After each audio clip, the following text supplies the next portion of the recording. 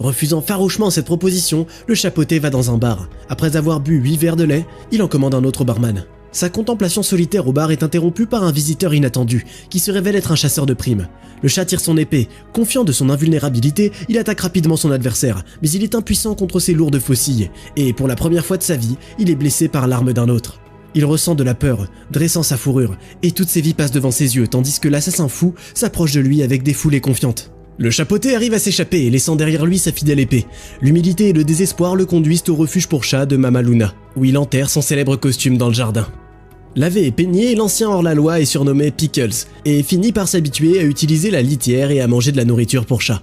La vie ennuyeuse de Poté au refuge est soudainement interrompue par un compagnon agaçant, un chien joyeux et bavard déguisé en chat, qui sait parler aussi et qui vient au refuge pour manger à son gré. Le héros déprimé n'a pas l'intention d'en faire son ami, mais le chien le suit de près, et pendant que tout le monde dort, il voit un puissant ours briser la porte de l'abri.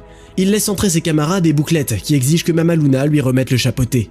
Mais même la torture ne dévoile pas la vérité, et la bande d'ours continue de fouiller tous les coins de la maison. Mais quand il retrouve le chat au poil roux, Bouclette ne le reconnaît pas comme étant le célèbre criminel. Scruffy geriatric bag of bones looks like a legend. La recherche mène le gang à une tombe dans le jardin. Le leader se plaint, elle croit que personne d'autre que le chapeauté ne peut voler la carte qui mène à l'étoile à vœux de Jack Horner.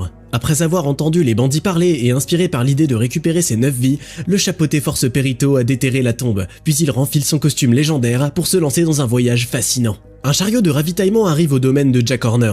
Le roux agile s'est déjà faufilé et veille, lorsque Perito, qui lui a apporté une épée en bois, intervient soudainement dans ses rêveries. Le chien intrusif dit qu'il est un ami, et il lui propose de lui gratter le ventre pour avoir de la chance. Offre que le chapeauté rejette, avant de sauter dans un évent pour entrer dans la maison.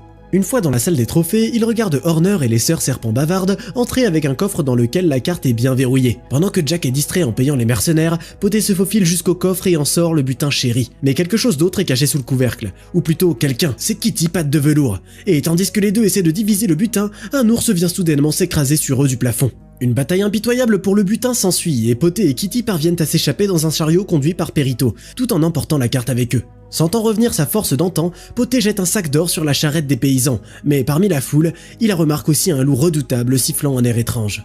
Après avoir semé les poursuivants, les rivaux se trouvant dans le même wagon ont l'intention de savoir où aller ensuite et d'examiner la carte.